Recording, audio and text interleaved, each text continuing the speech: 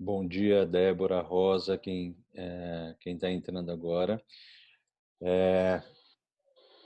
Queria começar aqui agradecendo a Cida pela disposição aí em fazer esse workshop para a gente. Eu fiquei super animado. Eu vivo nesse mundo digital, nesse mundo de tecnologia, de inovação já faz alguns anos e não canso de aprender sobre isso. Então, achei que podia ser muito legal essa oferta aí da Cida de trazer esse conteúdo e ela vai falar sobre o conhecimento dela muito melhor que eu, então não vou nem me arriscar. Queria agradecer o Alê também, que me apresentou para a Cida, que foi muito legal. O Alê, como vocês sabem, ele é professor lá na FIAP, a gente trabalha junto lá, e é um empreendedor também, e tem também trazido coisas muito legais para a gente aí nessa nossa rede de relacionamento que acabou nascendo nesse período aqui de isolamento, né? Então, Cida, por favor, fala para a gente sobre esse mindset digital, mas começa se apresentando, por favor. Pode deixar. Na verdade, a minha apresentação é parte do workshop, porque é, é, é uma das práticas que a gente trata nessas questões de mindset digital é a apresentação, que pode ser feita de várias formas nos dias de hoje também, né? Mas eu posso ir adiantando para vocês, antes de mais nada, muito obrigada a Lê por ter me apresentado ao Léo e o Léo por me dar essa oportunidade. Eu sou a Cida Vasconcelos. Eu vou até mostrar aqui já a tela, que é para não quebrar o ritmo, né? Mais fácil, né? Vou, vou colocar aqui. Eu vou deixar assim, que fica mais fácil da gente mudar a tela, tá bom? Tá todo mundo vendo aqui? Vou te pedir um favor, Léo, se aparecer alguma coisa no chat, alguma pergunta, você me passa, porque aí eu não consigo ver o chat, né? Fica tranquila, tá E, aberto aqui na minha pessoal, tela do lado, tá, Cida? Eu estou olhando isso tudo. tá Então, bom. se você mandar as coisas, pode Se mandar lá. vocês quiserem interromper, fazer pergunta, não entendi, pelo amor de Deus, né? Aqui vocês são professores, é, pratiquem comigo, né? Se vinguem hoje, por favor, pelo amor de Deus, né? Outro dia eu vi exatamente em stand-up comedy, eu vi um vídeo que era exatamente isso. Quem aqui é professor? Vamos se vingar hoje, né? Sejam aquele aluno chato. Então ficou a coisa mais engraçada. Os comediantes tentando dar uma aula e os professores jogando papelzinho neles. A sorte é que eu não vou conseguir, vocês vão jogar papelzinho em mim, né? Mas tudo bem. Bom, hoje a gente vai falar de um negócio interessante que é o mindset digital. E a palavra já é meio besta, né? Mas é o jeito de pensar. Como a gente olha para o digital. Basicamente é isso. É tentar entrar um pouquinho nesse mundo para a gente não olhar como algo fora da gente, mas entrar, fazer com que nós realmente tenhamos isso como uma ferramenta, incorporemos no nosso dia a dia e usemos a nosso favor.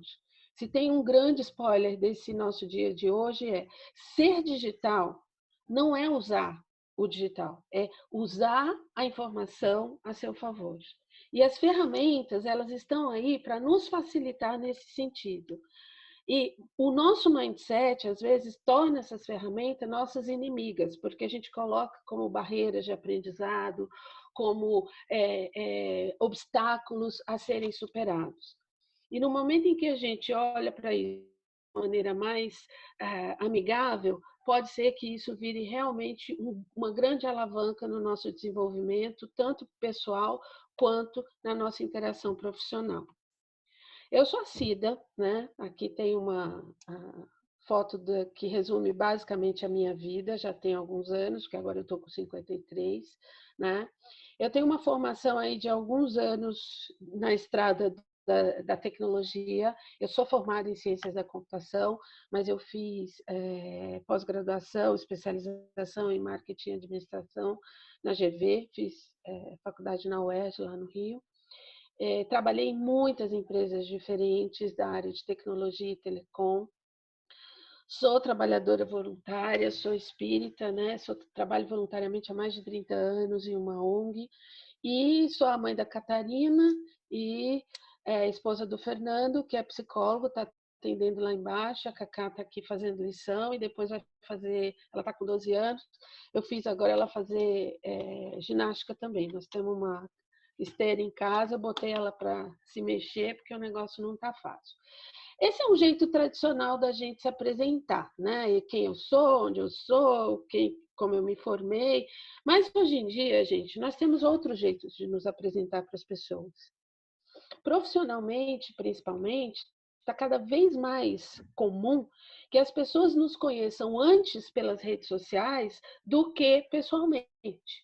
Eu sou uma pessoa que pratico ir às redes sociais quando eu vou fazer uma reunião com alguém, antes de falar com alguma pessoa, e cada rede social te mostra de um jeito diferente. No Facebook, por exemplo, você mostra um lado, né, onde você está aqui falando do que você pensa, do que você gosta, da relação com as pessoas, às vezes tem até alguma coisa mais parecida com o que você é profissionalmente, mas geralmente aqui você mostra características da sua personalidade de uma maneira mais explícita. Já no LinkedIn, a gente tem um outro comportamento. Você se relaciona com pessoas, na maior parte das vezes, completamente diferentes. No LinkedIn, como você deixa que as pessoas entrem na sua vida, é totalmente diferente, ou pelo menos deveria ser, né? Do que um Facebook. Aqui eu olho, às vezes tem alguém me pedindo para ser amigo, que eu não sei de onde vem, mas eu olho a empresa dele, eu acho interessante, pode ser um relacionamento, um networking. Então, só para vocês terem uma ideia, eu tenho o triplo de pessoas no meu LinkedIn do que no meu Facebook. Por quê? Porque, para mim, o relacionamento profissional, a extensão das minhas redes é muito importante.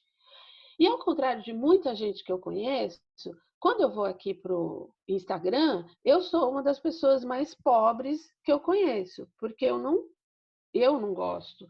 O Instagram é onde você mostra um outro lado, né, da sua vida. Você interage mostrando praticamente sentimentos, né? Então, por que eu estou falando isso e dando um recorte que pode até parecer um pouco enviesado ou preconceituoso para vocês? Para mostrar que hoje existe várias maneiras de você se mostrar para o mundo. E boa parte delas está traduzida no digital. E muitas vezes a gente não percebe como é que essas coisas acontecem, né? Porque a gente vai colocando no digital manifestações da nossa vida sem filtro, esquecendo de como isso me mostra para o mundo, tá? Por exemplo, olhando para as pessoas que estão aqui hoje, alguém gostaria de se apresentar rapidamente em 3 minutos e dizer assim, que rede que você usa e como é que você se sente com ela? Alguém gostaria de falar comigo assim, rapidinho? Se não quiser, também não tem problema. O Léo fala e o Ale fala, porque a gente traz sempre as vítimas, né? Pessoal, levanta a mãozinha aí, eu abro o microfone e fala, vamos lá. Posso falar? Cida, eu sempre achei que o Instagram fosse o profissional. O LinkedIn, eu tenho o LinkedIn também profissional, mas eu entendi que o Instagram também seria nesse viés. Me enganei, então, né? Eu sou psicóloga, sou educadora financeira, eu sou formada há 30 anos, trabalho na DSOP há 9 anos, e tenho os três. Dos três, o que eu menos gosto é o Facebook. Uhum. É o que eu menos coloco, é o que mais me irrita. Não sei porquê, eu fazer uma terapia para me livrar da irritação do Facebook. E o LinkedIn eu gosto bastante. O Instagram também eu tenho pouquíssimo, mas eu achava assim que era só para eu colocar a minha parte profissional e eu não coloco nada no LinkedIn. Eu coloco mais no Instagram. Então não sei se eu me apresentei adequadamente. Sim. Não tem adequado aqui, é exatamente isso. Como é que você se sente em relação a isso, né? Porque a gente não vai falar só de rede social, né, gente? Mas isso daí é basicamente a porta de entrada no digital da maior parte de nós nos dias de hoje, né? E muitas vezes a gente não sabe exatamente, não é que existam regras rígidas, mas como tudo na vida, existe uma etiqueta, né, de relacionamento nas redes sociais. E isso é importante. Talvez a gente tenha até um outro workshop só para falar disso, porque senão a gente fica aqui o dia inteiro, tá? Fala, Léo. Eu queria só tentar uma contribuição aí para mais, que é o seguinte, eu acho que se você percebe que o teu cliente está no Instagram, você usa o Instagram profissionalmente, se o teu cliente está lá, tá? Então, se eu fosse Uhum. fazer alguma coisa para adolescentes, eu certamente usaria o Instagram, o TikTok, que Exatamente, são coisas que não são exatamente. originalmente para serem profissionais, mas que estão sendo usadas para adolescentes. Quando eu falo com diretores de escola. Eu vejo os diretores de escola muito mais no Facebook e no Instagram do que no LinkedIn, apesar do LinkedIn ser Uhum. o profissional. Então, eu tenho de falar Exatamente, nessas redes todas. Então, não está errado, como disse muito bem dito, assim, não tem exatamente, certo e errado. É você perceber exatamente. como você vai aproveitar melhor aquela ferramenta. É. Porque, na verdade, é assim, o, tudo que você, com o que você trabalha, querendo ou não, é um produto ou um serviço. Aquele produto e aquele serviço tem um público-alvo, né? Quando você tem um público-alvo, você define o que a gente chama no marketing de persona, né? Com quem você está falando, que normalmente tem um determinado perfil. E aí sim você define com que ferramenta você vai alcançar aquela persona, né? Que é o que o Léo falou. Se você quer falar mais com adolescentes, provavelmente você vai encontrá-los lá no Instagram, ou até no TikTok, ou em outras redes sociais que a gente nem vai mencionar aqui, tá? Agora, se você quer falar com C-levels, com público corporativo, você tem que ir num lugar diferente. Se você quer falar com pais, com público mais mature, você tem que ir no Facebook. Então, e cada uma dessas redes te auxilia nisso. Mas o que a gente quer trazer aqui é principalmente a gente conhecer, ter consciência do que é cada um desses canais. Porque a gente, quando encontra coisas que nós gostamos, a gente adora o canal. Quando a gente começa a encontrar coisas que a gente não gosta, quando a gente é hackeado, quando a gente. Aí a gente começa a não gostar disso. A gente costuma culpar a internet, o canal, a rede social. Mas, na verdade, nós não aprendemos a lidar com ele. Nós não aprendemos a nos proteger através dele. A gente ainda não se dispôs a olhar para aquilo como eu te domino, não é você que me domina. E é daí que eu quero trazer o mindset digital, tá? Que tudo é ferramenta. Não tem nenhum. Existem os algoritmos, mas os algoritmos respondem às nossas interações. Não tem ninguém tomando decisão por nós atrás dessas coisas, até certo ponto, né? Eles são alimentados pelas nossas interações. Não existe tanto essa questão de eu sou vítima do mundo. Tem um documentário no Netflix que chama Identidade Hackeada, que fala do caso da Cambridge Analytics, né, que foi usada na eleição do Trump. É muito interessante da gente ouvir e perceber o como que a gente se deixa manipular, né? Oferecendo informações o tempo todo com as nossas interações pela internet. Tudo bem? Você queria falar alguma coisa, Lê? Não. Sim, na verdade algumas coisas, né?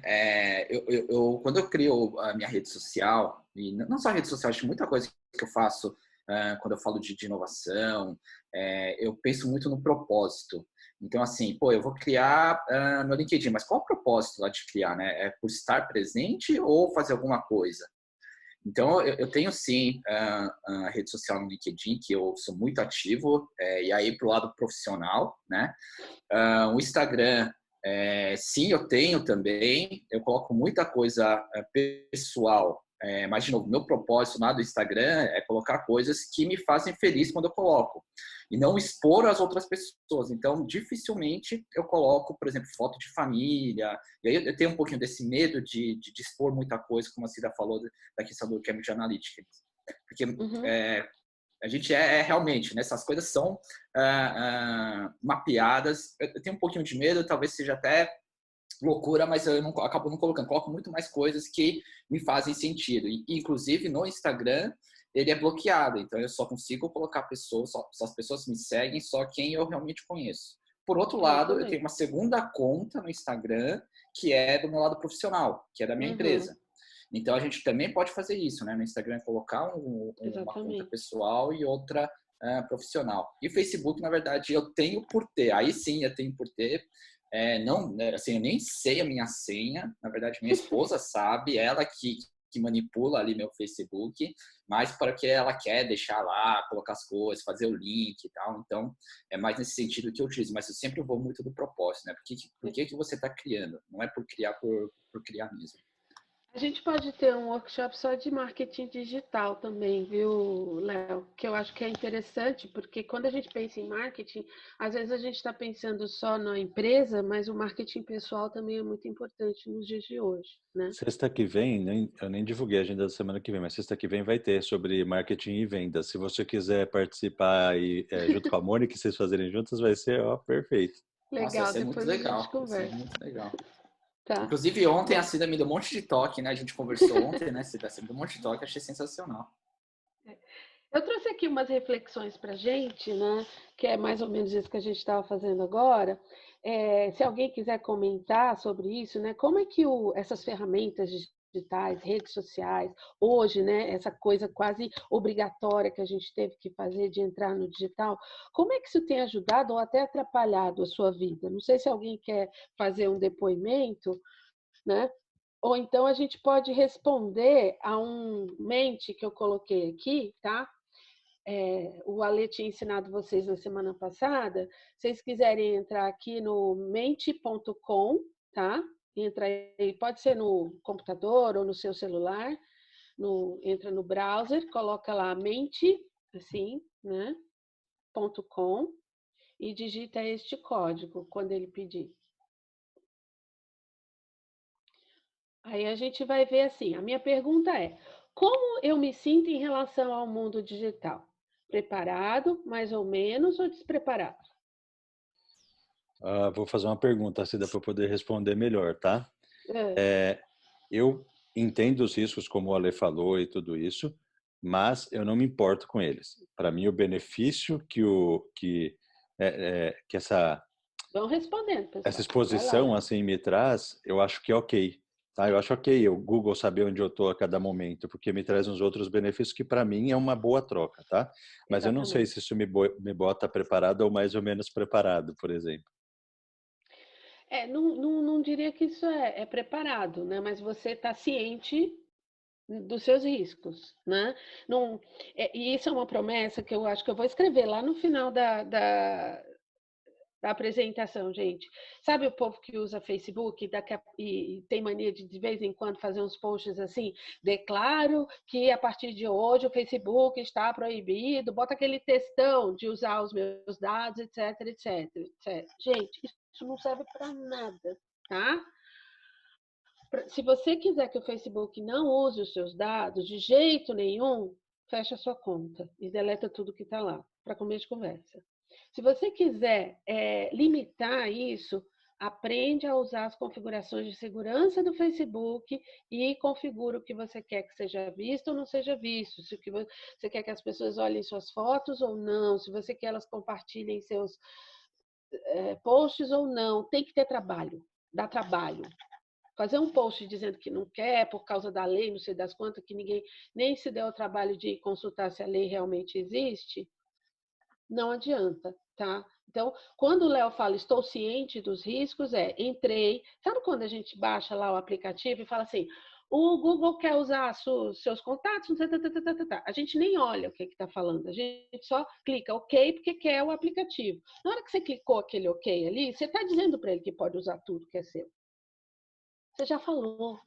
Então, não adianta depois postar dizendo que não quer, porque a gente não leu o contrato. A gente pode fazer um outro webinar aqui falando só proteção de dados, né? LGPD, GDPR, tem isso tudo que está rolando aí que, na verdade, não é uma preocupação das empresas, é uma mudança de comportamento para a gente, consumidor, né?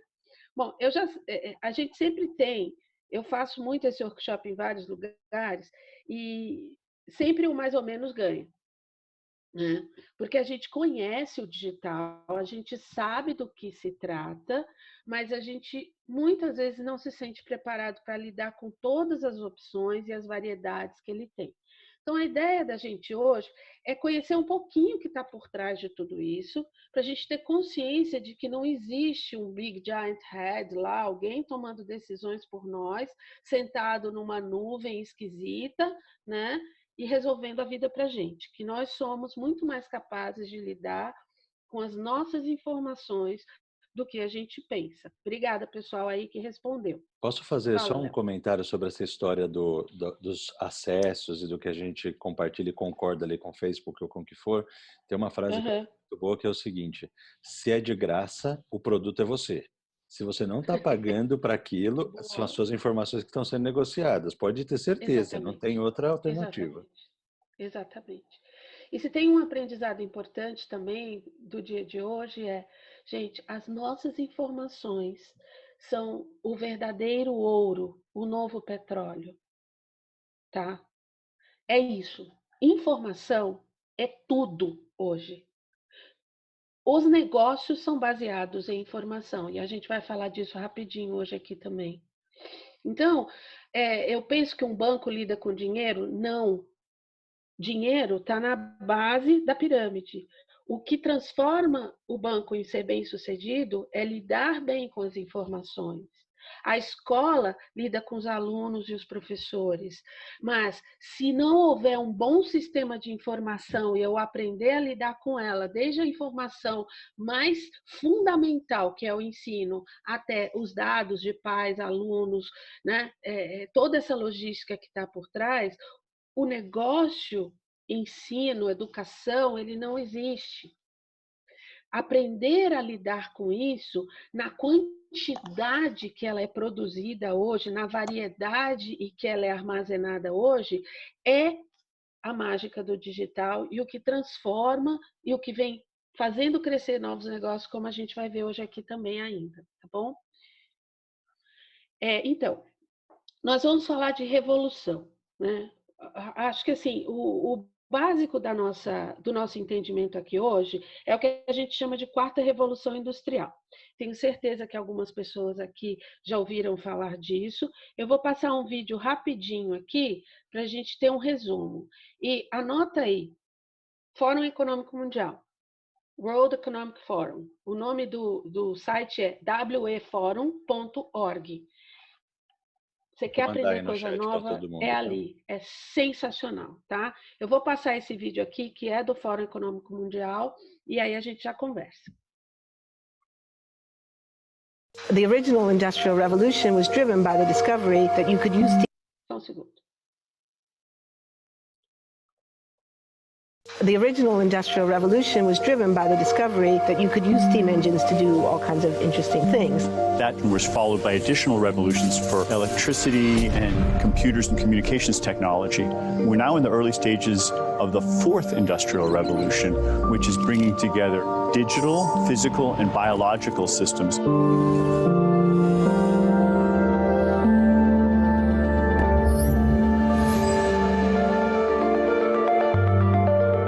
The features of this fourth industrial revolution is that it doesn't change what we are doing, but it changes us.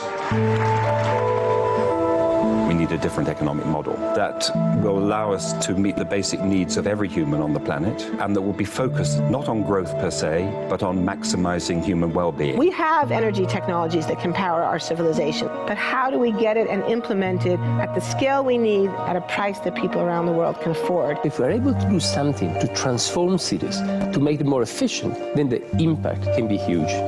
We can use asset tracking, we can use IT, we can use 3D printing to decouple growth from the resource constraints we have. The question of adding quality to quantity, it's really about a diverse, safe, healthy, and just world with clean air, clean water, clean energy. Together we are fighting to preserve our fragile climate from irreversible damage and devastation of unthinkable proportions. The prediction of 5 million jobs lost by 2020 to technology is serious, but the main question is, how will we define work? How will we share the wealth? How can you have a doctor that really knows a lot about data? How can you have a biologist that knows about medicine? We have to create a space that enables people to think freely, to think divergent thoughts, to think creative thoughts. We really need new education or new training. We're working with a World in Motion and FIRST Robotics, trying to encourage students from 3rd grade all the way up through the end of high school to pursue science, math, and different technologies. It's this ability of digital technology to change outcomes, to truly empower people that can create a more equitable growth. Fourth industrial revolution has the potential to make inequalities visible and to make them less acceptable in the future. I was the first person in the world to be able to voluntarily move my legs while stepping in a robot. The cure will be possible if enough of the right people have the will to make it happen. We're seeing this incredibly exciting convergence of genome editing, DNA sequencing. Governments have a very important role to play in enabling the safe and effective use of technologies. We need to take responsibility at every level of society to adapt to these technological challenges, which are redefining what it means to be completely embedded in this world. Even though we have everyday problems we have to solve, we have to find a way to lay the foundations for the innovations of tomorrow. Pessoal, toda vez que eu escuto esse vídeo, eu pessoalmente me emociono, porque isso é um fato, já está acontecendo, né? E pode ser meio sufocante, às vezes, até tomar consciência de todas essas tecnologias que estão rolando por aí, mas estão, né? A gente olha e fala, mas o Brasil, isso vai acontecer em algum momento. Nós talvez aqui sintamos a velocidade das coisas, né, decantando no nosso dia a dia de uma maneira mais lenta, mas da mesma maneira que hoje a gente aqui já tem tratamentos de cânceres muito mais avançados do que há 5, 10 anos atrás, toda essa tecnologia ela vai chegar numa velocidade exponencial, talvez logaritmicamente menos, né, avançada, só que é alguma coisa que todos nós minimamente precisamos ter consciência. Quando a gente fala das revoluções industriais, né, nós tivemos principalmente uma grande tecnologia impulsionando cada uma delas, o vapor, a eletricidade e o telefone. Depois, na terceira revolução industrial, que já foi no final do século XX, né, a internet e os computadores, e agora a gente tem essa nova revolução, e na verdade, quem criou esse conceito de quarta revolução industrial foi esse cara aqui, o Klaus Schwab, que escreveu esse livro. Ele é muito bacana, é um livrinho pequenininho, fininho, onde todas essas tecnologias também são descritas de uma maneira muito acessível. Ele deve custar R$19 numa Amazon da vida, né? Mas é interessante da gente conhecer o que está por trás dessa mudança toda, né? E o mais interessante é a gente perceber que nessa revolução, nós estamos falando de um cruzamento, de uma interseção de tecnologias físicas, digitais e biológicas, né? Hoje a gente escuta falar de uma maneira muito mais fluida e participante do nosso discurso de coisas como órgãos artificiais, impressão 3D, veículos autônomos, leitura de genoma, né? Todo mundo sabe que DNA resolve crime, resolve um monte de coisas. Se a gente falasse disso de 10 anos atrás, ela vai, isso é loucura, isso é ficção científica. E não, tá lá no ratinho, DNA, encontra pai, filho, essas coisas tudo, né? Então, sem a gente perceber, isso tudo faz parte do nosso dia a dia. E essas tecnologias todas que eu estou mostrando para vocês são o que a gente chama de tecnologias exponenciais, que eu falo dela já já. E essa sensação que a gente tem de, ai meu Deus, o que eu faço com tudo isso? Alguém, lá nos anos 50, né, dentro do exército americano, criou esse conceito de mundo VUCA para explicar essa sensação.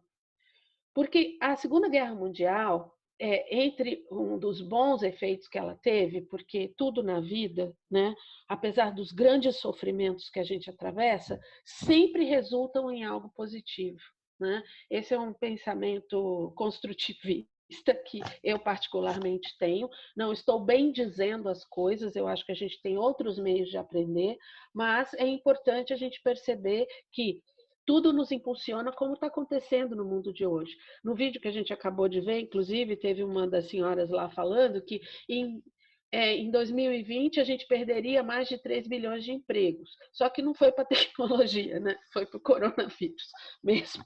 Então, de alguma maneira, isso está acontecendo. E o que a gente vai fazer com isso? A sensação que isso cria foi descrita lá nos anos 50 como essa questão do VUCA, né? Que em inglês é volatile, uncertain, complex and ambiguous. Em português, a gente fala e aí a gente pode pensar mesmo em sentimento, né? De como as coisas estão se concretando, se concretizando. Tudo é muito volátil. A velocidade com que tudo muda é muito grande e os impactos, né, para isso também são muito pesados. É tudo muito incerto.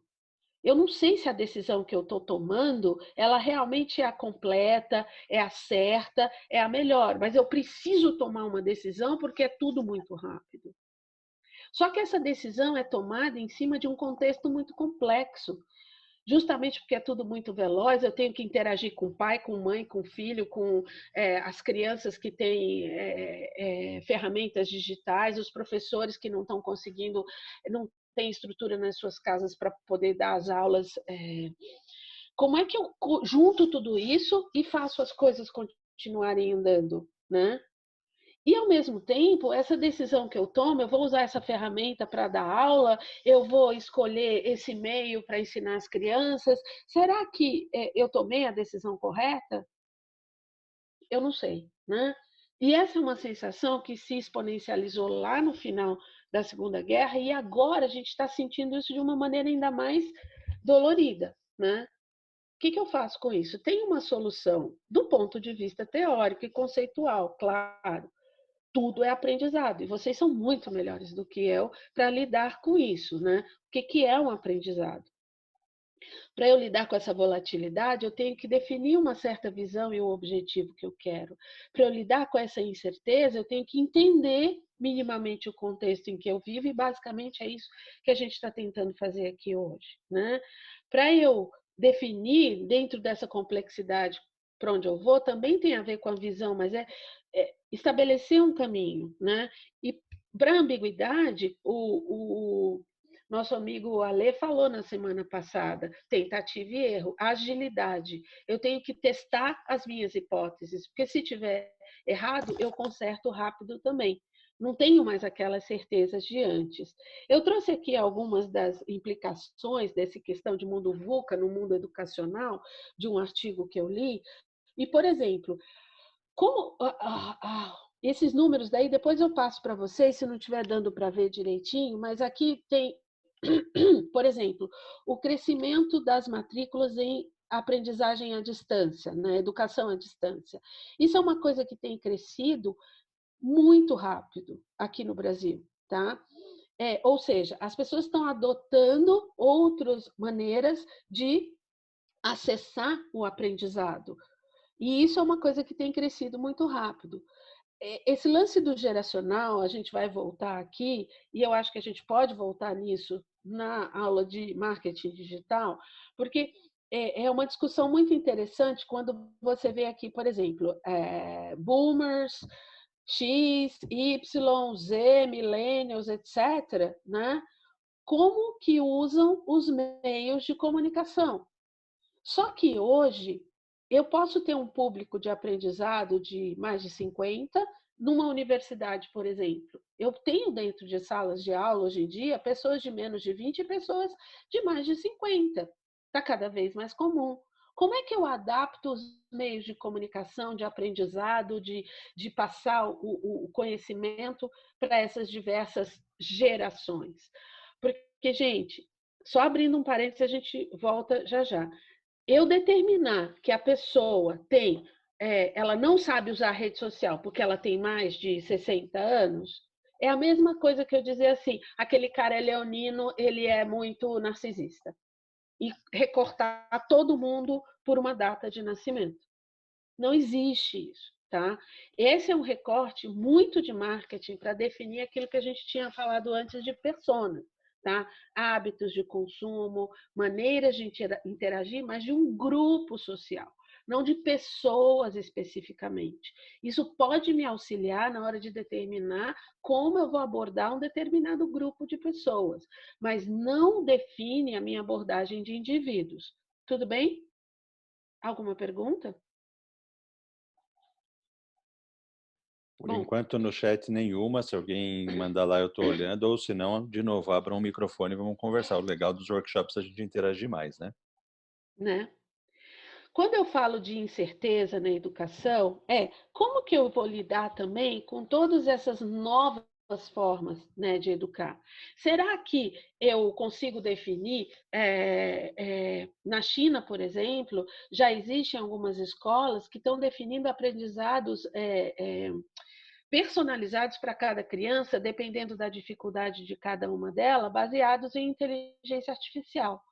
Como é que eu defino o uso à robótica, né? Muitas escolas particulares, em sua maioria, têm aulas de robótica, né?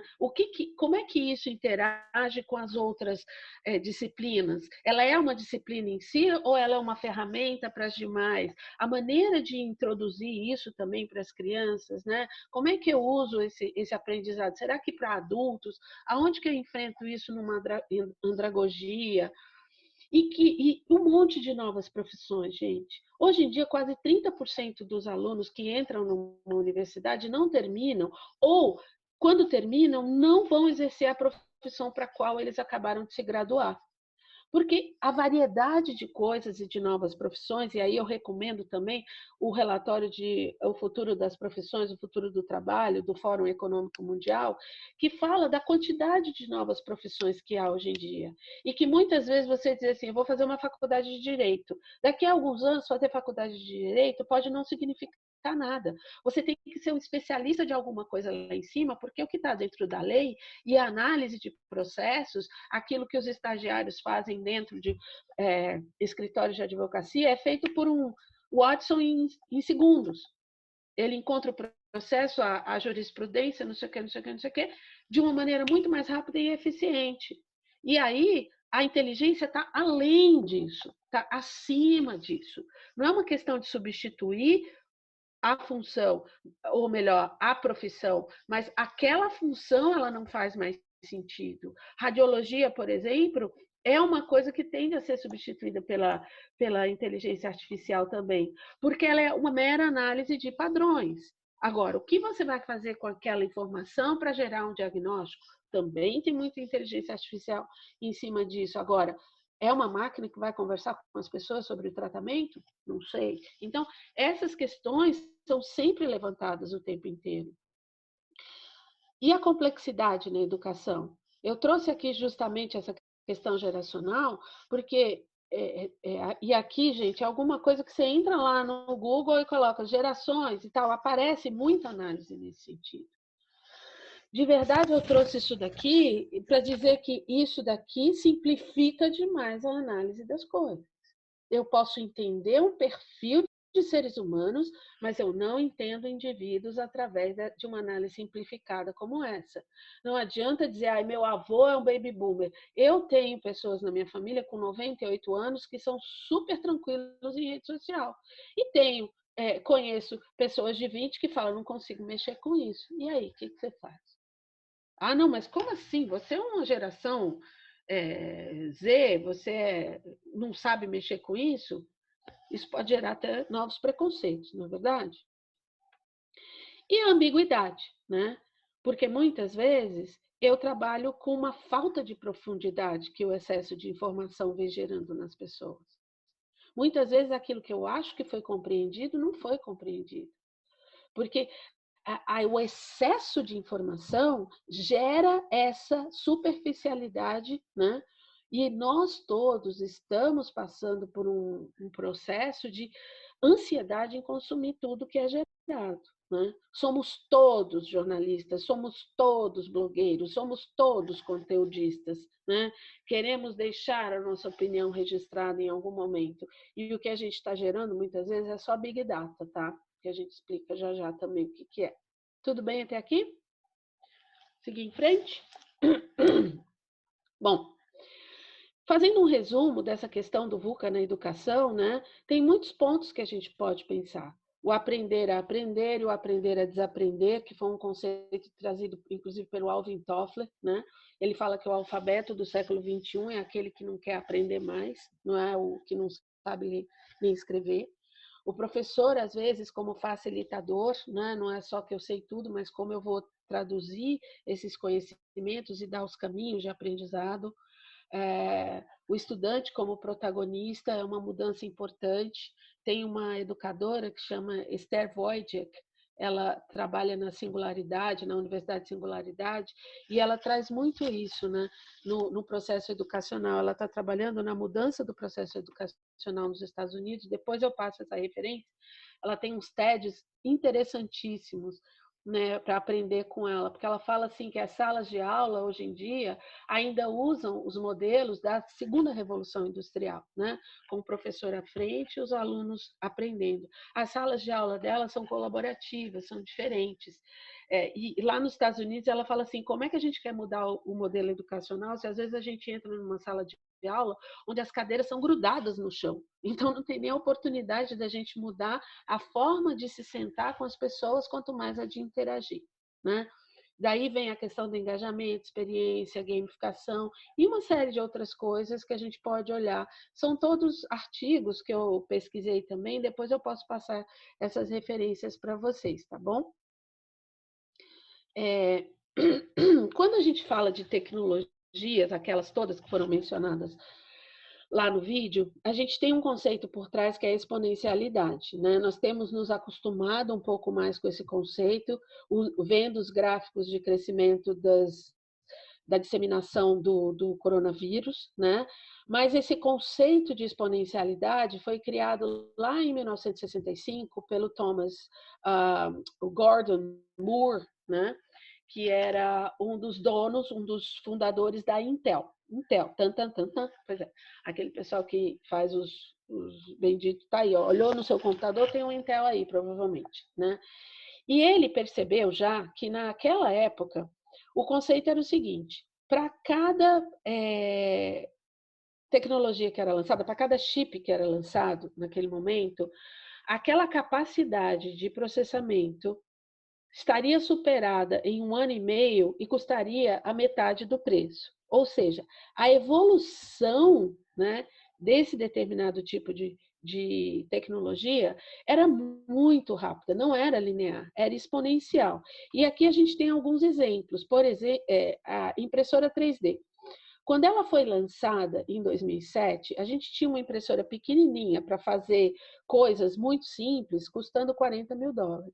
Hoje, gente, a gente tem impressão 3D de cidades inteiras, né? Você compra uma impressora 3D que pode até imprimir arma para sua casa, tá? Em 2014, elas já custavam $100. Eu gosto muito dessa questão de sequenciamento de DNA que está aqui, né? Em 2007, custava $10 milhões fazer uma sequência de DNA. Hoje em dia, você compra o kit na farmácia e manda fazer, para entender que tipo de doenças que você tem, que história genética tem na tua família. Então, quando a gente fala de crescimento exponencial, é isso. As coisas ficando acessíveis e mais baratas de uma maneira muito rápida, muito rápida. E é isso que a gente está vendo. Esse celularzinho que a gente tem na mão, a maior parte de nós que tem celulares de mais de 1 ano e meio, a gente nem acha mais os modelos para comprar. E você vai em qualquer lugar, você tem modelos mais caros, mas com uma capacidade muito maior. Só que a gente nem sabe usar isso, né? Você, eu queria esse telefone que tem câmera de 10 megapixels. Ah, tá. Aí você compra, tá lá os 10 megapixels. Dali a 2 meses você está reclamando que não tem mais memória no celular. Só que você fica tirando foto com 10 megapixels. 10 megapixels dá para imprimir um outdoor, gente. Não precisa. As tuas fotos são só para mandar pelo WhatsApp. É o teu cachorro todo dia, a tua filha, né, lambendo, suja, andando, não sei o quê. E para que você quer foto de 10 megapixels? Para criar Big Data. A gente não tem noção, e isso é usar o digital. É uma das coisas super importantes nossas de hoje, é assim, sejamos responsáveis com os nossos recursos digitais. Eu preciso dessa foto tão grande e pesada? Não. Então, muda a configuração do seu celular. Você usa ele de maneira mais eficiente, você troca a informação de maneira mais eficiente, você usa os recursos da nuvem, que a gente vai falar dela, de uma maneira mais eficiente. Porque quando você tem muita coisa guardada, é como se você fosse um acumulador. Vocês já assistiram aqueles programas que falam de acumuladores? É horrível, né? Aquelas casas cheias de coisas. A gente, às vezes, é um acumulador de celular e a gente não presta atenção. Aí a gente quer mandar um negócio, tá numa mesa de almoço. Saudade disso, né? Sair para almoçar com os amigos? Pois é.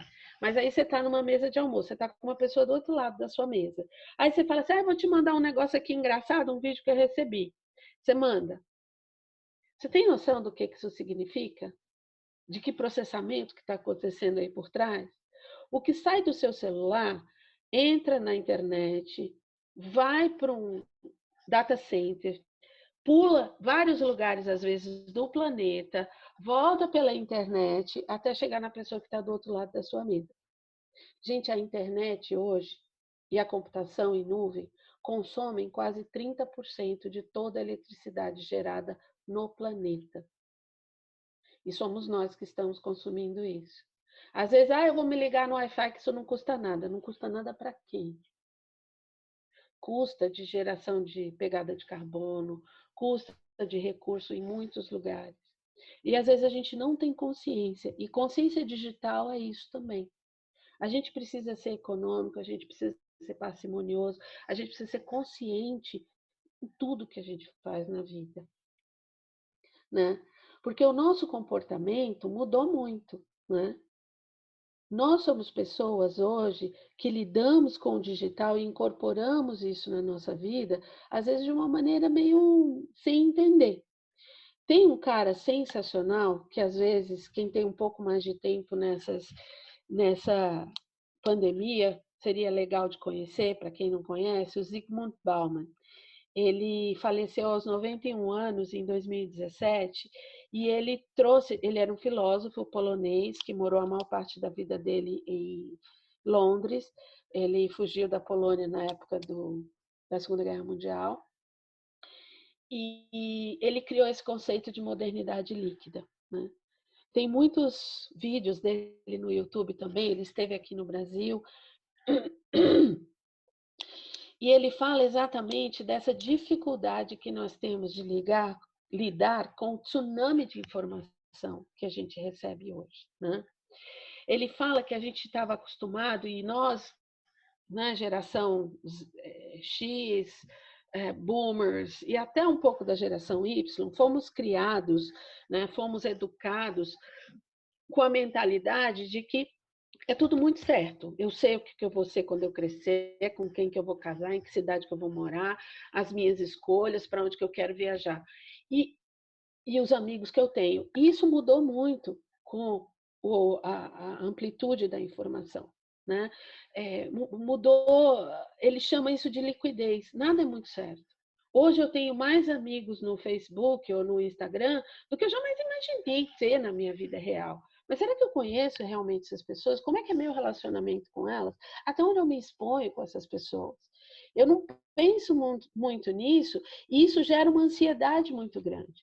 Ele fala que a gente precisa ter muita paciência, muita persistência para surfar nessa onda de informação ao invés de levar um caixote dela, né? Então, nada é feito para durar. Como é que a gente lida com isso? O Karnal, ele é um estudioso de Bauman, ele tem muitos workshops falando disso também, facilita um pouco para a gente, mas é fundamental para a gente se entender, né, filosoficamente falando. E o que está por trás disso, né? Primeiro a gente falar dessa transformação digital que está todo mundo falando, né? E nós estamos passando por esse processo. Quando a gente fala de transformação digital, gente, não é porque eu comecei a fazer reunião por videoconferência que eu fiz uma transformação digital, tá? Eu sou uma pessoa que trabalha com videoconferências desde século passado, tá? E elas não substituem a interação, mas a maneira como eu uso isso me transforma numa pessoa melhor, se eu aprender a usar pelo bem, né? A transformação digital é uma mudança estrutural que as organizações, né? E aí nós falamos de família, de empresa, de escola, de hospital, de ONGs, etc., né? Para utilizar a tecnologia como meio para dar velocidade, resposta, um atendimento personalizado, né? Melhorar o desempenho, aumentar o alcance da mensagem, melhorar a percepção de marca, produtos, serviços, mas olhando sempre primeiro para o ecossistema, né? É uma estratégia. Transformação digital não é tecnologia. Por isso que hoje um dos grandes, a gente aqui de TI gosta muito de trocar aquele meme que fala assim, a grande transformação digital do nosso planeta hoje foi o coronavírus, que nos obrigou a usar o digital e entender como eu uso essas coisas em meu benefício, né? Porque a digitalização já existe há muito tempo. Desde que começou-se a inventar os computadores, eu comecei a transformar a minha informação em digital, zeros e uns, né? E aí eu comecei a jogar tudo isso para dentro do digital. Com computadores e esses computadores interconectados, a coisa se digitalizou, né? Eu comecei a transformar a minha transferência de informação em digital. Eu não uso mais carta, eu uso e-mail, eu não uso mais... e por aí vai. Fala, Léo. Eu queria te pedir, Cida, por favor, para explicar para a gente o que são zeros e uns, se você puder, por gentileza. Tá, desculpa. Imagina, Tá. não tem por que se desculpar, só porque é legal. Acho que é um bom conhecimento. Os zeros e uns está em cima dessa questão aqui do digital. Nossa, eu aprendi isso em 1984, né, quando eu entrei na faculdade. Para colocar a informação dentro de os circuitos de computador, né, lá a dona Ada Lovelace, foi uma mulher no século XIX que começou a entender isso, né? Que para fazer... É código Morse, tá? Pensa no código Morse. 0 e 1 é isso. Eu conseguir transmitir uma informação com o mínimo de recurso possível. Eu tenho 2 estágios, um positivo e um negativo. Um traço e um ponto, um 0 e um 1. Se eu consigo transformar tudo isso, eu consigo transmitir a informação por um meio elétrico, né? 0 para 1, transmite 0, 1, 0, 1, 0, 1.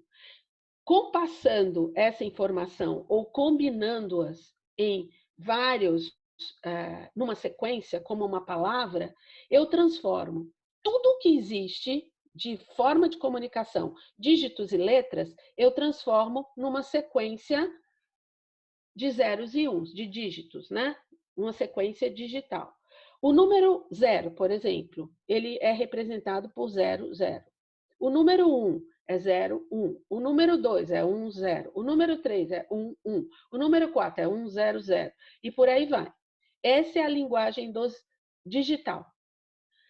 Tudo que está dentro de um computador, gente, é isso. Zeros e uns. Tudo. Tudo, tudo, tudo, tudo. São zeros e uns. Você olha para dentro desse teu computador, tem um negócio lá chamado disco rígido. Seu CPF, seu nome, suas provas, os testes, as notas dos alunos, tudo está transformado em zeros e uns, guardado dentro desse disco rígido. E quando ele vai passar pela internet, ele tem que ser transformado em zeros e uns para passar por ali. E isso é a digitalização, é essa passagem, essa transformação. Chega num outro lugar, tem um programa, um processador que entende aqueles zeros e uns e transforma em tudo que está aqui na tela. Por isso que aqueles computadores mais antigos, vocês lembram daquele joguinho que fazia e voltava? Eles eram tão simples, porque eles tinham que transformar aquilo tudo, só que com a capacidade computacional que existia naquele momento.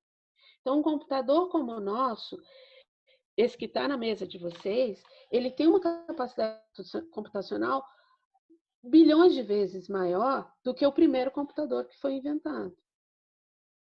Assista um filme chamado Estrelas Além do Tempo. Alguém aqui já assistiu? é maravilhoso. Uma das coisas mais bonitas que já foi feitas no cinema, que mostra pessoas computadores, né? Pessoas computadores. E a gente aprende muito como é que era naquele momento, tá? E fora que é um filme que fala de empoderamento feminino, né? Empoderamento racial também. E a gente entende um pouco de como tudo isso foi crescendo em conjunto. E dá para entender como que tudo isso foi entrando nos computadores. É impressionante você ver como uma pessoa daquela vira uma sala enorme, né? E a gente tem que aprender. E é uma lição de transformação digital. Porque uma mulher como aquela olha e fala assim, agora eu preciso aprender a mexer com isso. Assistam esse filme. Vale muito a pena. Alguém aqui já assistiu? Oi, Cida. Eu não assisti, mas queria que você falasse de novo o nome para eu poder procurar aqui e ver se eu acho Em na Netflix português em algum é lugar. Estrelas Além do Tempo. Eu sei que está no Now. No Now, Procura aí, legal. Ale. Vou procurar aqui também. O Se Ale é falou esse que mesmo, se tem um assistiu. nome em inglês, e aí de repente passa aí que eu não vou conseguir fazer agora. Mas é maravilhoso, gente. É com aquela mesma... Esse mesmo. E, né? inclusive foi indicado ao Oscar, Isso. um filme super bacana. É com a mesma protagonista de uma série que está no Netflix, que eu já recomendei para todo mundo, que é Madame C.J. Walker, que é maravilhoso. Que série, Tem hein? a ver com... São 3 Maravilhoso. episódios rapidinho e olha que aula de empreendedorismo, Não resiliência, é? incrível aquilo, é fantástico, vale muito a pena. É com aquela mesma protagonista, tá? Vamos lá? Se a gente começar a falar de série, a gente não para mais, né? Gente, digital, isso aqui são números. Eu tô ansiosa para ver os números de 2020, porque esse é um gráfico que vai evoluindo ao longo dos anos, tá? Para a gente ver a escala das coisas no digital. Tem coisa que diminuiu muito, por exemplo, quando você olha aqui, e-mail nem tanto, mas quando você olha o Snapchat, ele diminuiu um pouco. Mas quando a gente olha as interações, por exemplo, do Netflix em 2018, 266 mil horas por minuto. Dá para entender isso? Que por minuto são consumidas 266 mil horas de vídeo de Netflix e que esse número quase triplicou de um ano para o outro. Eu não imagino como é que vai ser esse número de 2020. Ou seja, porque a gente está falando de consumos simultâneos, né? E tudo isso, gente, trafega no digital, trafega nas redes, nessa bendita internet, né, que a gente está falando, que é feita dessas tecnologias, tá? Eu trouxe aqui um desenho, porque às vezes a gente fala da internet e a gente não entende essa internet, né? A internet é isso. Ela é sólida, tá bom? A internet é sólida. Vocês estão vendo esses pontinhos aqui? 90% do tráfego da internet hoje passa por cabos submarinos. Alguns cabos submarinos, como o cabo transatlântico entre a Europa e os Estados Unidos, foi passado por baixo do mar no final do século XIX. Ele foi passado porque foi inventado o telégrafo. As pessoas tinham que transmitir aquela informação. Então, homens, muitos desbravadores, homens, né, humanidade, foi lá e passou aquele cabo. Pensa quanta gente morreu para fazer isso. Entre a Europa e os Estados Unidos. Esse cabo está lá, é um canão, né, uma manilha. E depois, o que passa ali por dentro foi evoluindo. Hoje, obviamente, tem centenas de cabos de fibra ótica que passam ali e a informação que a gente trafega passa ali dentro. A gente tem mania de imaginar que é alguma coisa voando pelo céu. No final das contas, sempre tem um troço sólido, tá? Que faz essa informação, que é absolutamente digital, passar de um lado para outro. Um dos últimos cabos submarinos que foi implementado foi entre Angola e Fortaleza. Eu trabalhava na empresa que vendia exatamente os equipamentos que você coloca ali na ponta, tá? E o cabo de fibra ótica, aquela coisinha que parece um cabelo, entra ali, cada um daqueles passa luz, e luz você pode fazer quase tudo com ela. Quando aquele cabo está apagado, né, cego, que eles chamam, ele significa nada. Na hora que você conecta aquela fibra ótica ali, naquele equipamento, você começa a passar luz. E ali você passa até 16 milhões de cores. Em cada cor é uma estrada de informação. Você chega a 400 GB de informação atravessando um simples pelinho daquele. E é isso que a gente está consumindo hoje em dia. Parece lindo e simples, mas isso consome muita energia. Consome muito processamento. Consome muito armazenamento. Quando esse cabo chegou lá em Fortaleza, Angola Cables, que é a empresa que, né, ganhou a concorrência para gerenciá-lo aqui no Brasil, eles criaram um data center lá em Fortaleza. E todo mundo que está lá dentro daquele data center tem uma performance maravilhosa. O Google tem cabo só dele para passar pelo mundo. Só dele. Tem um que passa entre Rio e São Paulo, para vocês terem uma ideia. Porque nosso tráfego de Facebook aqui no Brasil é um dos maiores do mundo. Nós trafegamos quase 14% da informação do Facebook do mundo. Brasil. Né? Não é pouca coisa não, gente. Não é pouca coisa. Então, é importante a gente ser responsável pela nossa informação. Porque aí a gente pensa assim, tá vendo cada pontinho desse aqui? Pode ser uma pessoa, mas normalmente esses pontinhos que vocês estão vendo aqui vai ser um data center, né? E isso forma... cada ponto, deixa eu explicar a nuvem primeiro, né? Eu volto aqui. Você tem a nuvem. A nuvem, gente, são esses data centers aqui, tá? Quando eu falo nuvem, não é um troço invisível.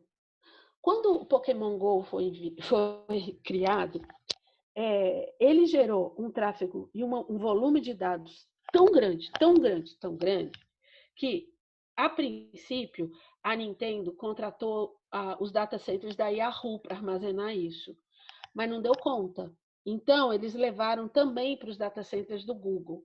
Só que a quantidade de dados era tão grande que não dava para transmitir só pelas redes. Isso teve que ser feito fisicamente. Tá vendo isso aqui? Aqui atrás tem computadores, mas também tem HDs. HDs imensos, teras e teras e teras, zettabytes de informação. Eles tiveram que pegar esses HDs e levar de avião mesmo, porque a quantidade de dados era tão grande para backupear.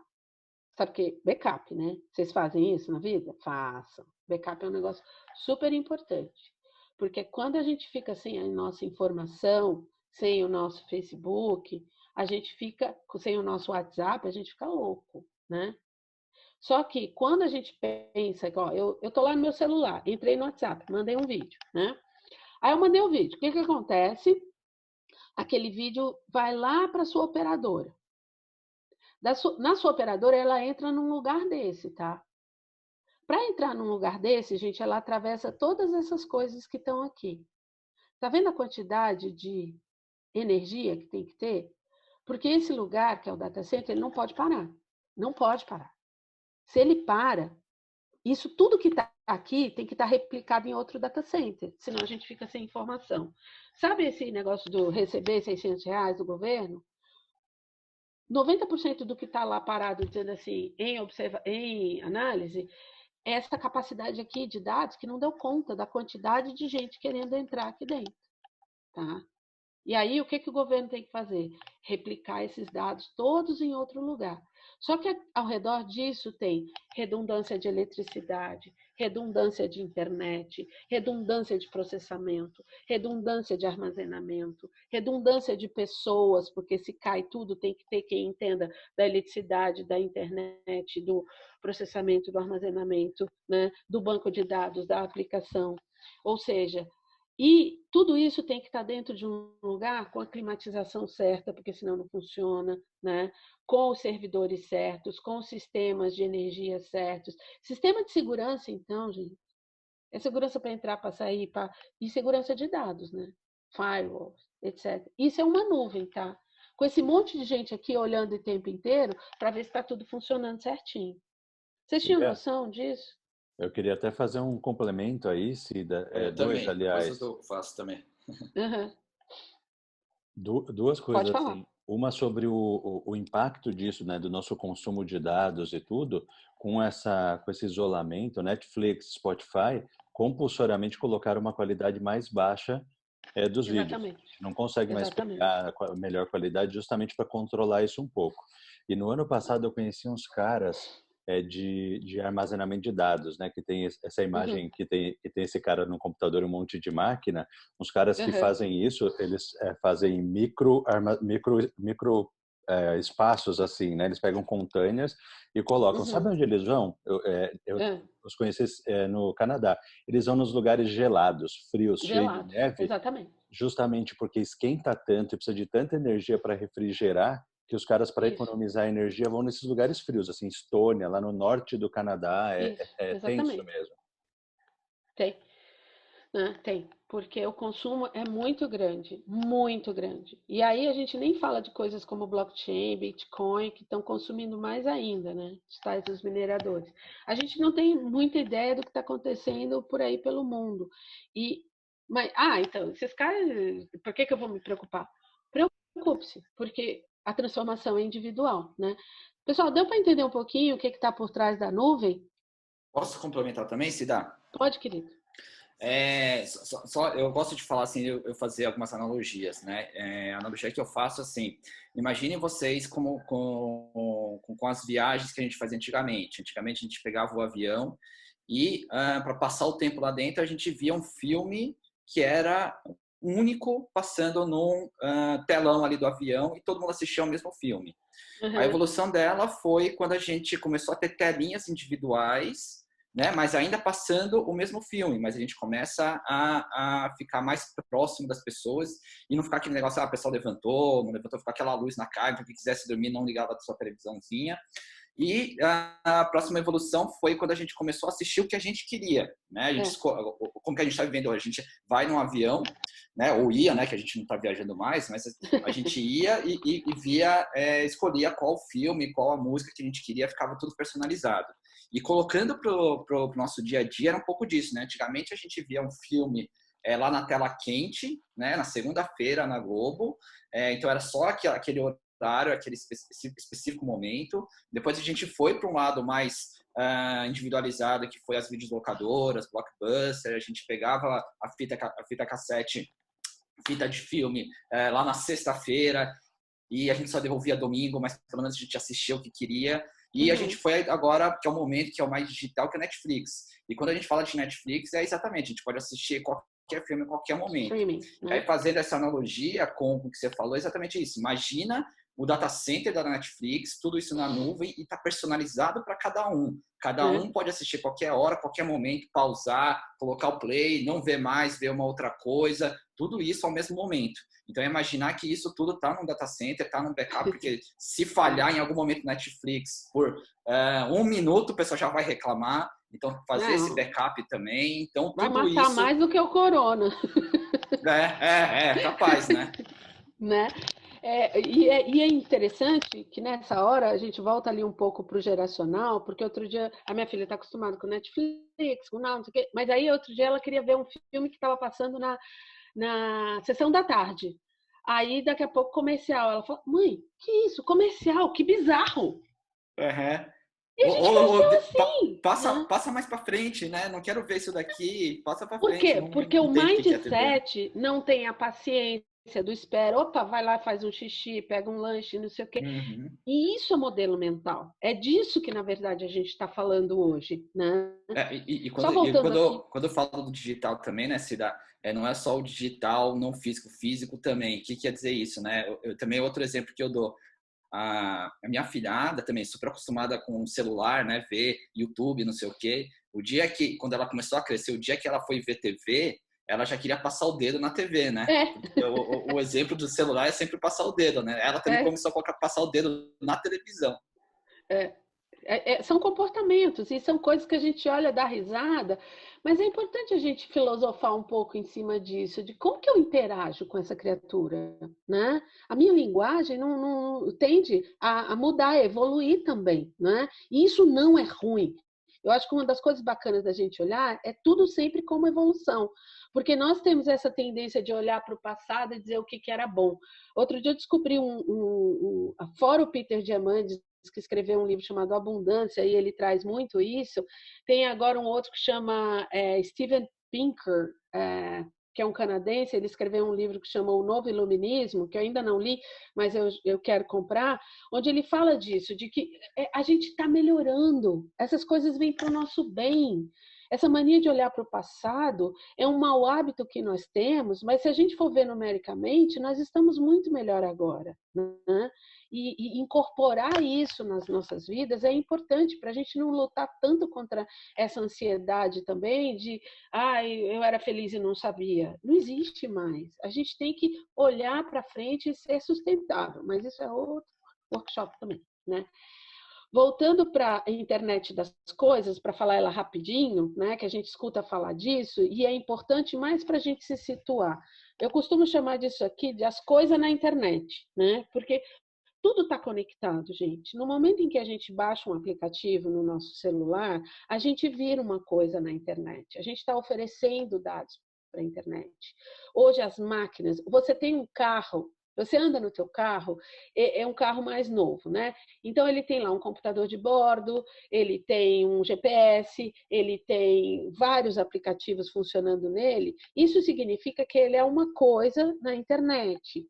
Quando você vê drones mandando informação, isso é uma coisa na internet. Você vai assistir um jogo de futebol, aquela bola tem um sensor, é uma coisa na internet. Então, por isso, a internet das coisas foi um conceito criado pela Cisco, aí no começo dos anos 10, para explicar exatamente essa conexão de tudo.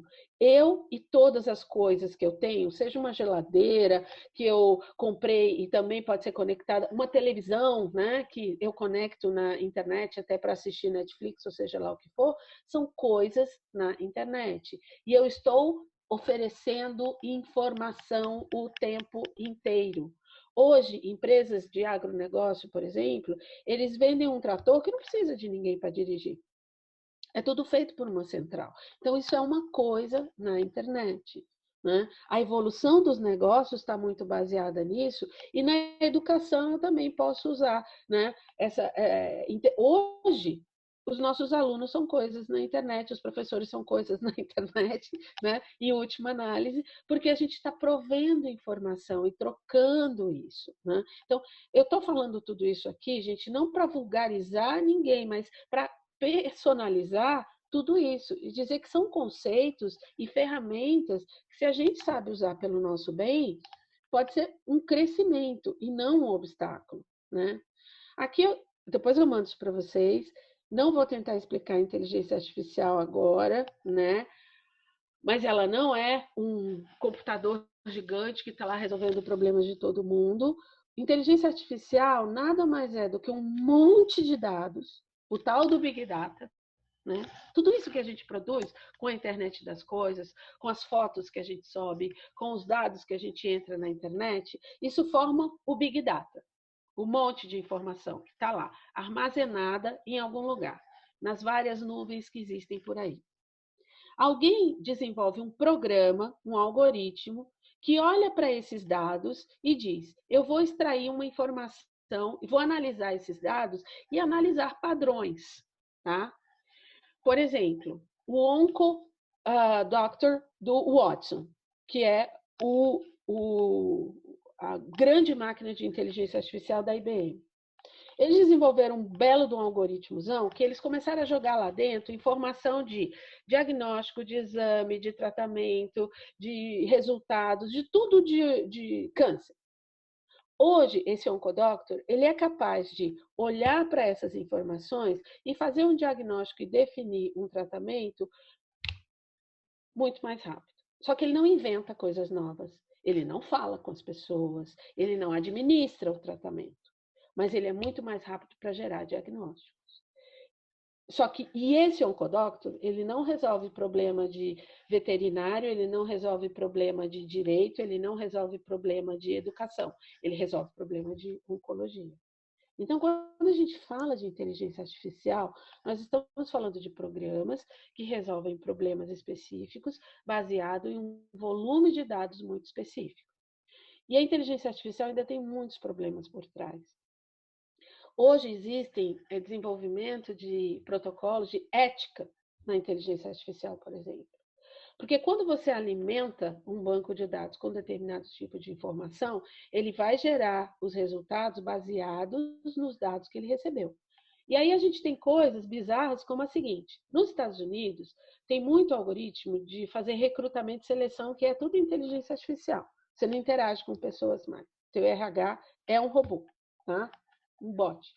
E aí eles começaram a contratar mulheres automaticamente com salários menores do que os homens. Todo mundo falou assim, mas como assim? Por quê? Porque os dados com que eles foram alimentados, históricos, traziam esse viés, traziam esse problema de mulheres sendo contratadas com salários menores que homens. O que foi importante disso? A inteligência artificial exponencializou isso de um jeito que trouxe o problema à tona de uma maneira que não podia mais ser negado. E aí as pessoas estão desenvolvendo códigos de ética para a inteligência artificial. Só que os algoritmos, eles também aprendem consigo mesmos. Isso é o machine learning, o aprendizado de máquina. E aí eles começam também a tomar decisões baseadas nesse aprendizado. Hoje você tem coisas que são o deep learning, que é algoritmos muito mais complexos baseados em redes neurais. Redes neurais são redes de computador que são desenvolvidas de maneira a simular o pensamento humano. E isso daí gera coisas, análise de vídeos, né? Análise de dados que a gente chama de não estruturado. Dado estruturado é tudo que está dentro de um banco de dados. Por exemplo, eu entrei lá, meu nome, meu RG, meu CPF, são dados bonitinhos guardados dentro de um banco de dados. Dados não estruturados é tudo isso que a gente joga sem querer pela internet, sabe? Vídeo, post, um monte de coisa meio... Eu estou explicando isso de uma maneira muito genérica, gente. Definitivamente é um pouco mais complexo que isso. Mas... E para analisar esses dados, por exemplo, fazer uma identificação facial, né? Eu preciso de uma computação mais específica, tá? Uma inteligência artificial baseada em rede neural, ok?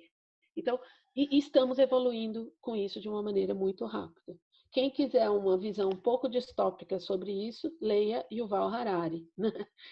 Ele gosta de mostrar um mundo um pouco complexo em cima dessas questões de quando a inteligência artificial atingir uma capacidade acima do processamento humano, né? O Ray Kurzweil também fala disso, quando ele trata da singularidade. Só vai anotando isso daí, o Léo também, que a gente pode falar disso um pouco mais para frente, tá? Então, quando eu falo de mindset digital, eu estou falando de entender que o mundo hoje está sendo baseado em dados e informações. Usar essas informações a nosso favor. Aprender a analisar essas informações e não lutar contra elas. E reutilizar essa informação para construir as coisas ao nosso redor. Com isso, eu tenho empresas inteiras que estão crescendo, né? Isso aqui está só como recomendação, esse livrinho que também não é caro, né? Foi lançado em 2006. A partir essas pessoas, né? O Salim Ismail, o Michael Malone e o Yuri Van Guest, eles criaram lançaram esse livro que traz o conceito de organizações exponenciais.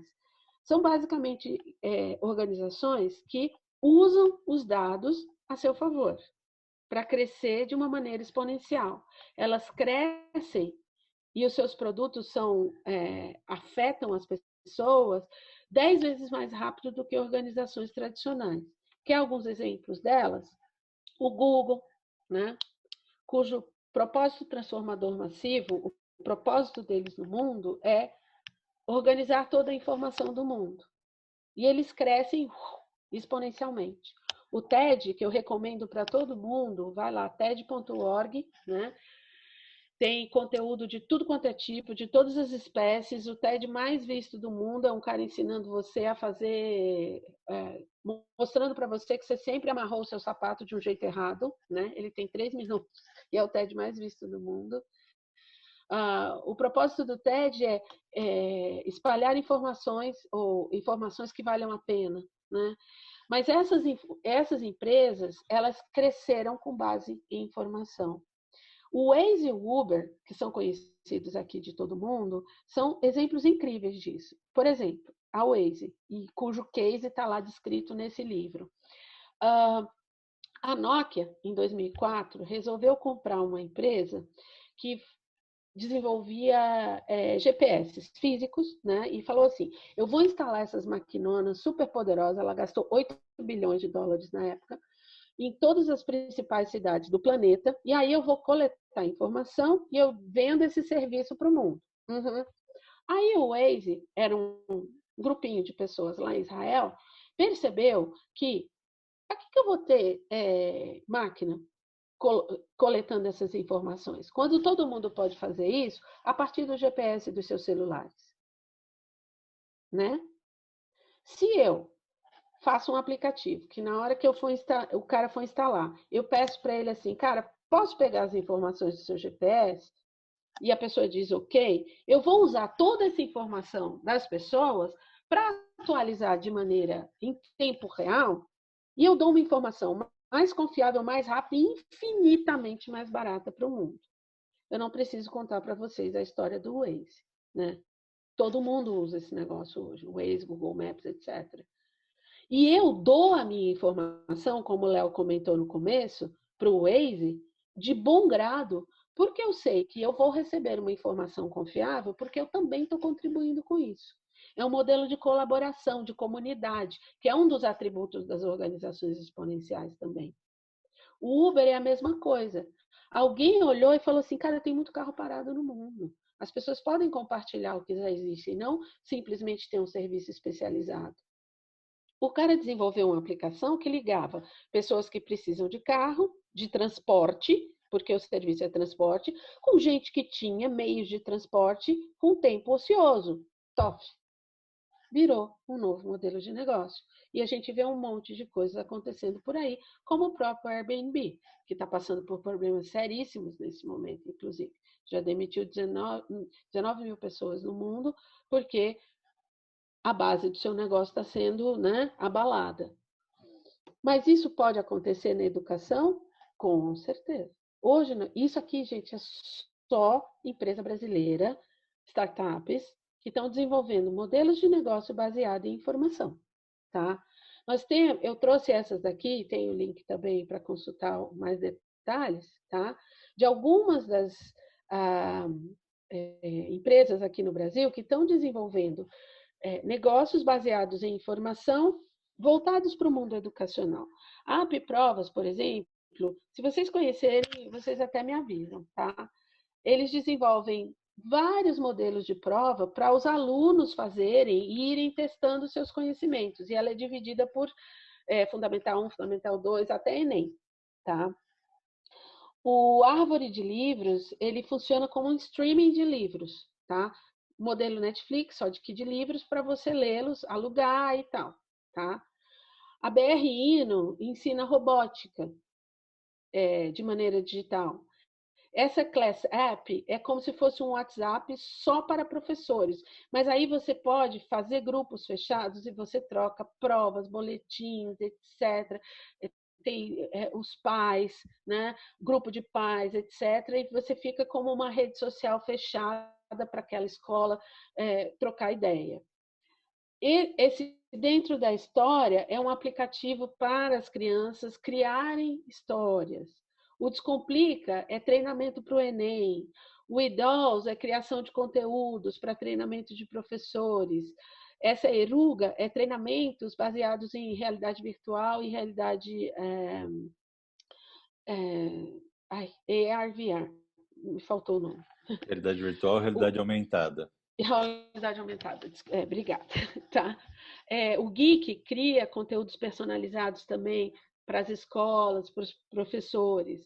O Happy Code são cursos de programação e cursos de robótica para crianças, tá? Hotmart são cursos online, EAD, o Cantum é aperfeiçoamento de professores. Quer dizer, são empresas de educação baseadas totalmente informação. Queria... Isso é uma... Desculpa, fala, sim. querido. Que você estava Porque esse é o meu último slide, desculpa. gente. Eu queria ouvir vocês agora mesmo. Ah, que bom. Eu queria complementar aí, só que eu sou diretor... Eu te falei que eu sou boa de gestão de timing. Não, incrível. Estou surpreso aqui, que é muito conteúdo. Você conseguiu não só ser clara, como cumprir o horário. É assustadoramente legal. Eu sou diretor do Comitê de EdTechs, que são as startups de educação, na Associação Brasileira de Startups, né? Que é a grande entidade que congrega aí as startups do Brasil. E dentro da associação, a gente tem uma vertical de EdTechs, de startups de educação.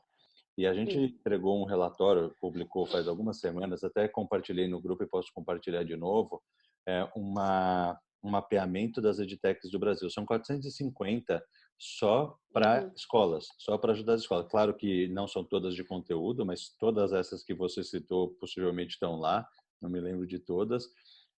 E todas essas aí, se alguém quiser bater papo, eu posso conectar aí com qualquer uma dessas aí ao lado do levantamento, se vocês quiserem, tá?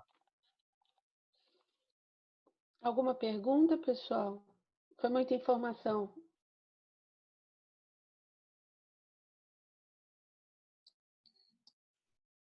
Acho que a turma está digerindo, viu, Cida? Eu vou parar de compartilhar aqui para ver se tem alguém que queira falar. É complicado mesmo, né? A gente se sente um pouco... Mas, assim, a ideia é mostrar também que tudo isso não é um bicho de 7 cabeças. É complexo, sim, né? Mas o que não é complexo? A gente fala assim, nossa, você está entendendo de tudo isso? Cara, tudo na vida tem a sua complexidade. E nós somos especialistas nas nossas áreas. Agora, isso daqui é ferramenta. O mais importante de tudo, talvez a nossa mensagem de hoje isso é ferramenta. Eu acho que tinha mais um slide aqui, na verdade, que eu trouxe só como complemento, que é isso aqui, né? Como é que eu sou exponencial? Eu tenho que me colocar... Tá? Oi? Não está mostrando do slide, se você quiser compartilhar de novo. Deixa eu share screen aqui, pronto. Tá vendo agora? Agora sim. Isso daqui é um conceito que foi criado lá na Universidade de Singularidade, mais especificamente pela diretora de pessoal deles, que é a Lisa Solomon. Ela fala da liderança exponencial, né? Que é essa visão de como a gente traz... O líder não é necessariamente alguém que está numa posição de gestão, né? Eu sou líder da minha família, eu sou líder da minha comunidade, eu sou líder da minha sala de aula, eu sou líder do meu grupo de trabalho. E para eu ser um líder com visão exponencial, eu tenho que desenvolver essas habilidades que, na verdade, estão dentro de mim, mas é uma maneira de eu olhar as coisas, né? Ser futurista é não ter medo de explorar tendências, de conectar esses padrões, de expandir os meus horizontes de tempos e ser um definidor da minha história. É ser inovador, né? Olhando, questionando as coisas, observando, redesenhando as oportunidades, redesenhando o meu modelo mental de dizer eu não posso mais aprender, eu não dou mais conta disso, eu estou muito velho para isso, né? Promover uma franqueza radical de dizer assim, eu preciso de ajuda, montar as equipes, trazer todo mundo junto.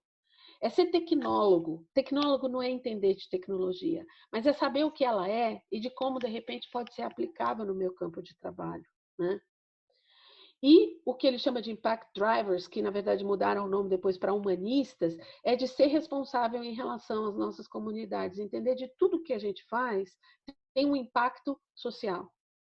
Dentro da escola, com os alunos, com os pais, com os professores, com a sociedade, de que eu sou uma pessoa conectada no mundo, né?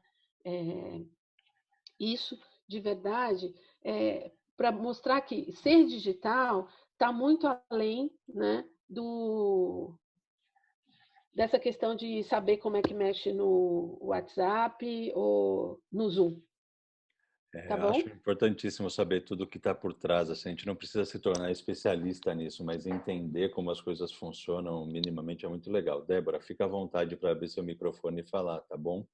Aliás, quem quiser, tá? A Dorinha, a Paola, a Taren mandaram perguntas aqui no chat, mas abram o microfone e façam uma pergunta aí para a Cida, vai ser mais gostoso, mais interativo. Se puderem, senão eu reproduzo as perguntas aqui numa boa, tá? Oi, eu quero agradecer por ter me tirado.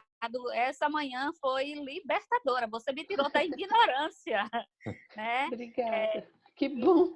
E me elevou, né, o nível de conhecimento desse mundo que a gente utiliza todo dia, que está sendo necessário cada vez mais. Parabéns. Muita gratidão e estou assim ansiosa para compartilhar com outros ignorantes, né? E se precisar, conte comigo, tá? Conte comigo. Muita gratidão, tá? Eu tô assim, vou ter um final de semana maravilhoso, tá? Porque realmente você é muito didática, encantadora, teu modo de falar de coisas tão complexas, de forma tão didática que faz a gente entender e parecer simples. Viu? Ai, Dorinha, eu vou chorar, para. Parabéns. Obrigada. Deus pague. Eu queria aproveitar o microfone e agradecer ao Léo, que assim, desde o início desse momento tão difícil, né, ele tem nos proporcionado isso. Eu sou assessora, tenho dividido esses momentos com muitos professores desse Brasil afora, e a gente tem ganhado muito com isso, muito mesmo, tá? Então, muito obrigada. Né? Obrigado, Dorinha. Agora sou eu que vou chorar aqui, pô. Tá? Chora não, que a gente chora junto, né? É muito lindo ver como somos solidários, como professores, como educadores nesse país afora, né? Ajudando uns os outros, assim a gente cresce. Verdade. Obrigado, Dorinha. Oi, pessoal, tudo bem? Queria também agradecer ao Léo, a Cida, todo mundo que está participando, que está sendo um verdadeiro elixir da vida poder ter esses encontros. Então, agradecer ao Léo também. Obrigado. Que legal, gente. E a minha pergunta para a Cida, e para quem quiser participar, claro, é como você enxerga, Cida, que vai ser o futuro da educação nesses próximos anos? Que ontem assisti um webinar, inclusive, uma aula, na verdade, na Avenues, que eles falaram sobre o brincar, né? A importância das crianças, do brincar, do aprender brincando, dessa preocupação que a gente tem das crianças estarem, aspas, perdendo, né? Esse momento de, principalmente os mais novos, de aprendizagem. E aí eles explicaram lá que qualquer coisa que a criança faz está aprendendo, enfim. Agora, como juntar tudo isso, né? O digital, esse isolamento social, como você imagina que vai ser o futuro da educação? Obrigada. Olha, eu não sei se eu tenho capacidade de responder uma pergunta dessa, né? Na sua visão, né? Eu posso ter alguns palpites, porque, sinceramente, é uma coisa que eu tenho estudado bastante, né? Eu estou nesse mundo de facilitação, eu não gosto de me chamar professora, não tenho essa formação toda. Eu acho que a minha avó era professora, né? Que na década de 30 ela se formou em pedagogia e psicologia, e educou, criou o modelo educacional. Minha avó chama Graciana Coura de Miranda, ela foi uma das que criou o modelo educacional de jardim de infância em Minas Gerais, né? E aí mas eu tenho estudado muito a respeito disso, tá? E, na verdade, eu acho que, antes de mais nada, a gente precisa desenvolver uma humildade muito grande, porque aprender é um processo contínuo, né? Não existe um modelo de educação mais daquela que você é o que contém contém o conteúdo e despeja em alguém. Essa coisa do compartilhamento, eu acho que é fundamental a gente entender, né? Essa moça, eu vou procurar o nome dela, a Esther, eu acho que ela dá um bom caminho nisso. Eu acredito nesse modelo dela, né? Ale, me ajuda aí, acha a Esther, aquela velhinha. Ela é incrível. Você assistir o TED dela, você muda a tua vida, porque ela começa falando assim, olha, vou te apresentar os meus melhores projetos de vida. Aí ela mostra a foto de uma mulher, né? E fala assim, essa aqui é a minha filha mais velha, que eu ensinei a ser uma pessoa assim, assim, assim, assado, desde criança, e hoje ela é a CEO do YouTube, né? A segunda filha dela na capa da Forbes, e a terceira fazendo pesquisa genética de não sei o quê. E aí ela começa a falar, Eu diria que escutar as pessoas é o modelo de educação. A gente entender que só sei que nada sei. Quem falou isso foi o Sócrates, né? Essa é a minha visão. Não sei se eu respondi, estou trocando uma ideia, mas essa é alguma coisa que eu estou tentando formar na minha cabeça também, né? Porque eu acho que se a gente aprender a aprender e desaprender a aprender, acho que esse é o modelo educacional, na verdade. Parece uma boa visão, viu, Cida? Até pelo que a gente tem visto e ouvido das pessoas, né? Quando a gente fala em metodologia ativa e estado dela invertida, acho que tem tudo a ver com o que você acabou de falar, né? E aí até, eu não sei se a Dani está aqui, ela estava no começo, Dani Andrada, ela tinha me sugerido falar com o pessoal da Santiliana, com o Miguel Thompson, na verdade, da Santiliana, que é diretor acadêmico lá. Eu consegui conversar com ele essa semana e a gente vai fazer um webinar no dia 25, nessa sequência de webinars semanais nossos aí, com o nome que ele mesmo deu de Novas Didáticas para um Mundo Online, Expectativas para um Mundo Pós-Isolamento. Ainda não divulguei lá no grupo, porque eu estou divulgando semana a semana, mas até talvez ajude a responder, seja mais um pedacinho de resposta para essa pergunta da Tari. Eu acho que a gente vai construir esse modelo junto, na verdade. Não tem ninguém definindo isso em algum lugar. Por isso que eu gosto do Fórum Econômico Mundial, porque ele é um lugar de pesquisas e de desenvolvimento de modelos de negócio educacionais, a interação de gente de todos, é multidisciplinar o fórum, né? Ele é muito interessante para esse tipo de coisa, assim como a Universidade Singularidade, que agora o Alê aqui é um dos responsáveis pelo capítulo aqui de São Paulo, para a gente trocar esse tipo de conhecimento. E foi onde eu encontrei a Esther, que eu acho que, para mim, ela está sendo muito inspiradora ultimamente. Botei aí o nome dela, e esse site é o que ela fala desse Moonshoot Education, que é o pulo, né?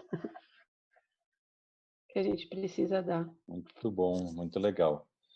Pessoal, se vocês tiverem mais questões, aproveitem que a hora é agora. Vamos consumir esse conteúdo da Cida aí, que é muito bom. Eu vou compartilhar essa apresentação e aí você pode distribuir, tá bom, Léo? Maravilha, Cida. A gente coloca... Você me manda, eu ponho num link, aí o pessoal consegue baixar lá. Eu estou devendo a apresentação do workshop do Alê da semana passada. Eu me atrasei essa semana totalmente com as minhas coisas aqui para publicar tudo. Então, já mando os dois conteúdos. Depois o pessoal vai reclamar comigo, viu, Léo? A culpa é sua. Então, mas é exatamente isso que você tem que falar, cara. A culpa é do Léo. Sempre tem alguém para botar a culpa, cara. Não é? O Homer Simpson não falou assim, cara? A culpa é minha, eu ponho quem eu quiser. Então, bicho, aproveita. Filósofo Homer Simpson. Exatamente. Cada um citou o filósofo que merece, né? Você falou de Sócrates, eu falei do Homer Simpson. Pô. Aprendizado é aprendizado, cara. Bom, então tá bom, pessoal. Cida, mais uma vez, muito obrigado. Obrigada, gente, pela oportunidade. Espetacular, assim, os comentários aqui no chat estão sendo super positivos, porque foi realmente, de fato, muito conteúdo.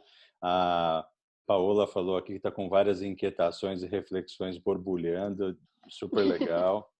A Dorinha falou aí, acho que não vou nem repetir, né, mas foi fantástico. Então, obrigado demais pelo teu tempo, pelo teu conhecimento, por compartilhar isso com a gente, e obrigado para todo mundo que participou aqui. Depois a gente vai publicar no YouTube o vídeo, e aí a gente compartilha lá no grupo também para quem quiser assistir depois, e como a Dorinha falou, compartilhar aí com outras pessoas.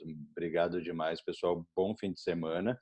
Nos vemos na segunda-feira, às 14h, quando a gente vai discutir estratégias e cuidados para a volta às aulas presenciais. A gente já sabe que ainda não está determinado quando vai ser, mas também não dá para esperar isso acontecer, né? A data chegar, porque tem muita coisa para fazer, muitos cuidados para tomar. Então, na segunda-feira a gente discute isso juntos. Obrigadão, bom fazer planos, né? Exatamente. Bom fim de semana. Beijo, gente. Obrigada, bom fim de semana. Tchau.